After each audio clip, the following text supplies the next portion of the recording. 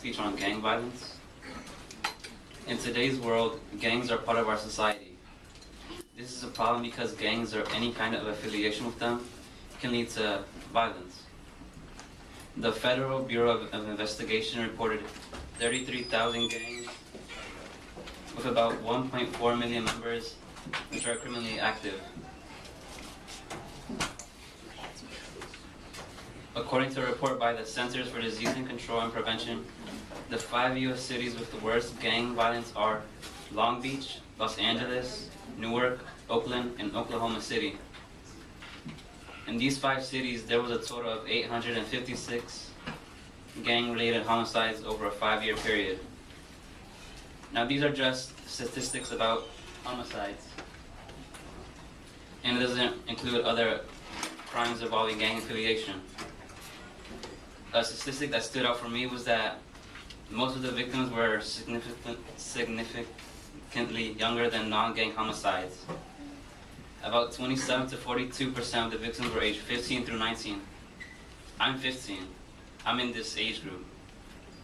Most of the students in Northwestern are in this age group. People our age are dying because of gang violence. Who here watches the news? What is that? Watches the news. That's my favorite.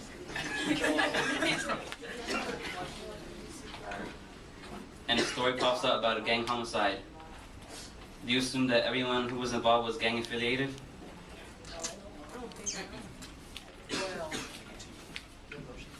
Are you surprised when you find out the victim was just an innocent man going home from work or a student walking home from school?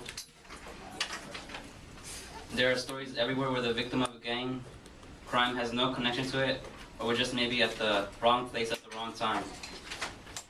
Gangs aren't only hurting themselves, but hurting everyone else.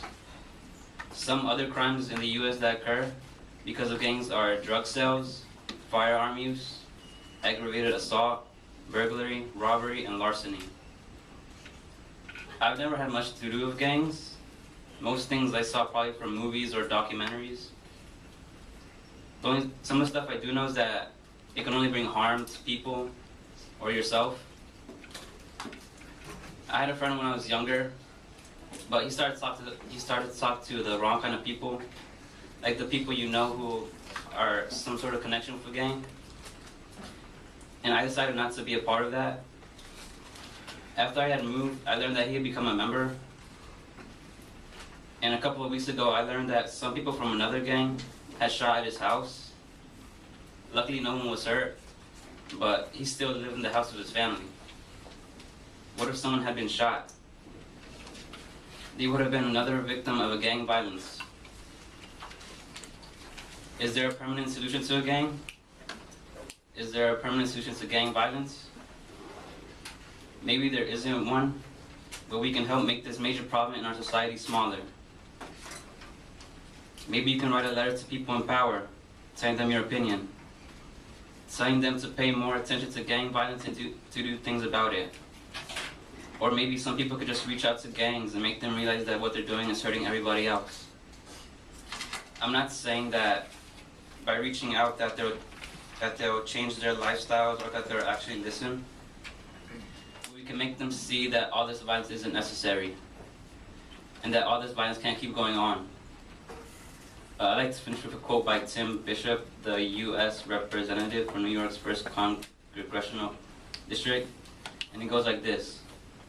We need to send a clear message to gang members that violent crime will not be tolerated.